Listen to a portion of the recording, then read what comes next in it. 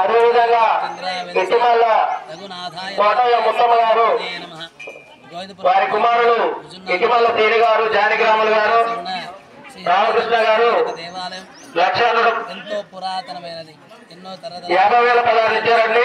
దేవాలయం పాత దేవాలయం ఎంతో మందితో పూజలు అందుకుంటూ వచ్చినది. అటువంటి దేవాలయం జీర్ణోద్ధరణ సందర్భంగా అది జీర్ణోద్ధరణ కోసం గత సంవత్సరం మాఘమాసంలోనే ఈ యొక్క దేవాలయం తీసివేసి తర్వాత ఈరోజు కొత్త దేవాలయ నిర్మాణం కోసం భక్తుల యొక్క సహకారాలతో దేవాలయ పునర్నిర్మాణ కమిటీ వారితో ఈరోజు ఎంతో భక్తిగా శ్రద్ధగా ఉదయం పూట పునర్వసు నక్షత్రం రాముడి యొక్క నక్షత్రం పునర్వసు కనుక ఆ యొక్క నక్షత్ర సందర్భంగా ఈరోజు స్వామివారి యొక్క శంకుస్థాపన దేవాలయ యొక్క నిర్మాణాన్ని సంకల్పించుకొని శంకుస్థాపన కార్యక్రమం ఎంతో అత్యంత వైభవంగా జరపడింది.